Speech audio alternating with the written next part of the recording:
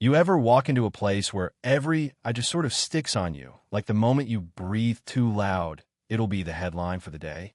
Yeah, that was me, Travis Bennett, the washed-up swimmer everyone in this town pretends not to notice, training by the lake, because the only pool I can afford now is the one nobody else wants.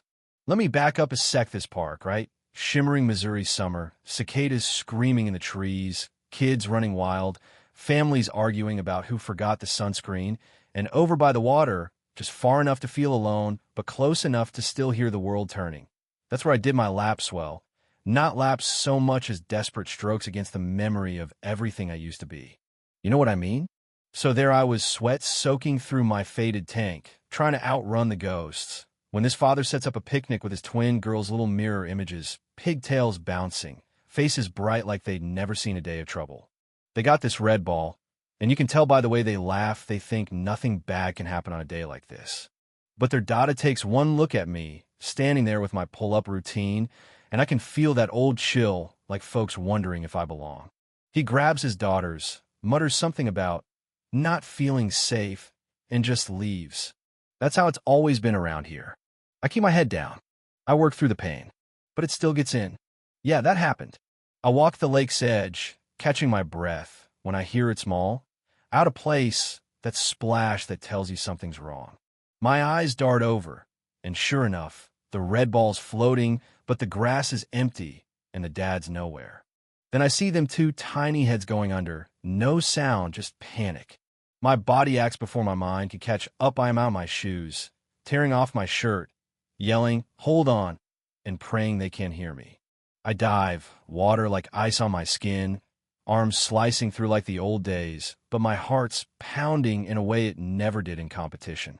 I reach the first girl, pull her up, coughing and sputtering. The second's drifting further.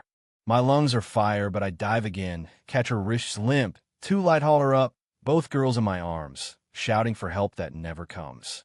And then, just as I start kicking for shore, my leg cramps hard, brutal like a knife twisting and muscle gone soft from too many lost years. I almost drop them. Don't panic, I whisper, but I'm choking on lake water, holding them up with everything I've got. I let myself sink so they can breathe, their bodies above, my chin below, pain like a sledgehammer, mind racing back to those races I used to win, except this time, losing means everything. My vision blurs. I scream for help, but it's just air and fear coming out. Then voices running, "Call 911," but my strength gives and the water closes over me, cold and silent. For a split second, I see my dad on the pool deck, arms crossed, pride in his eyes, and I wonder if this is how it ends. Strong hands haul me up, someone yelling, one girl already safe, the other clinging to me, coughing, crying, alive. I lie there on the grass, shivering so hard I can't feel my legs.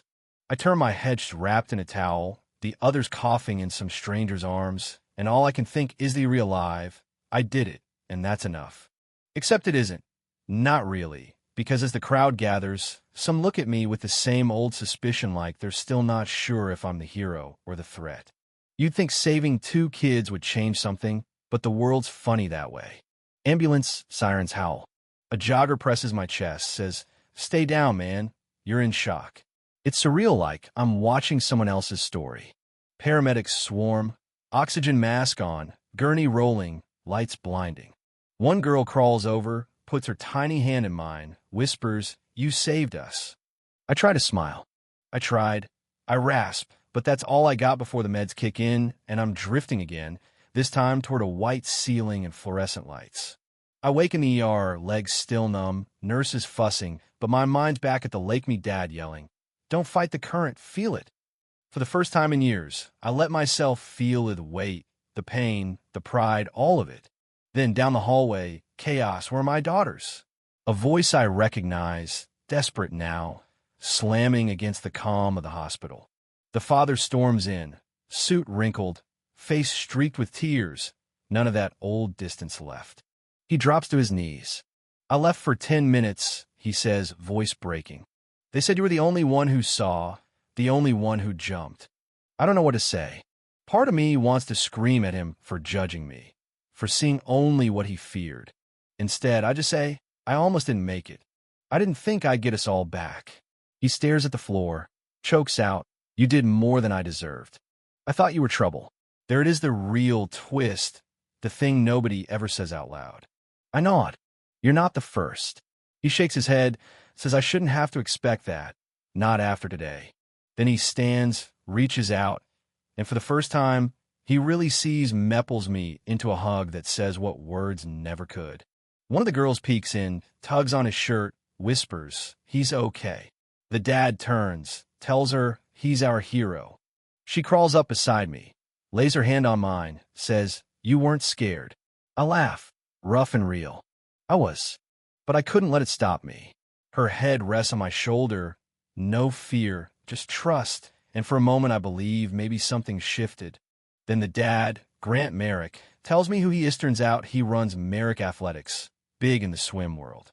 "I've sponsored athletes for years," he says, "but never met one who did what you did without cameras, without medals, just instinct." He offers me a showed chance to meet his people, to swim again, if I'm willing. My heart nearly stops, but I look at him, at his daughters, and I nod. I'm willing. Fast forward, a new aquatic center, state of the art, right in the heart of the neighborhood that once turned its back. They name it after me, the Travis Bennett Community Aquatic Center, letters shining blue over the door. On opening day, the mayor gives a speech, the whole town turns out, and there's Grant in the front row, his girls waving like I'm still their hero. I stand at the mic, swallow the lump in my throat, and say what's true. I thought my dream was over when I walked away from the national team, but that lake changed everything, not because I saved someone, but because for the first time, someone saw me. Really saw me.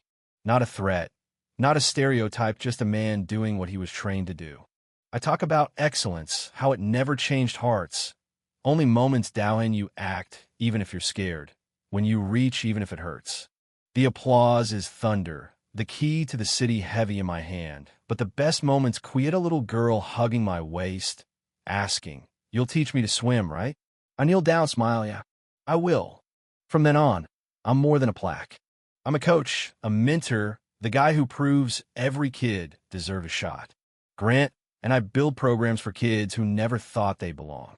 The center's packed, laughter bouncing off the walls, morning sun sparkling on the pool, nobody asking where I came from, just watching what I can do. Some nights, Grant hangs back, watching the kids cannonball into the water. "Champions don't always come with medals," he says. I nod. "And heroes don't always wear capes." He asks what my dad would say. I look at the water, feel the old pride. He'd say, "Good, no, help the next kid." That's what I do. Because legacy isn't what you win. It's what you give away, one moment at a time, one life at a time, until even the quietest swimmer can leave a ripple big enough to change a whole town.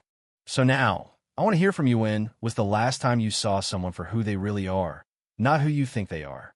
Is justice about what we do in public, or what we do when nobody's looking?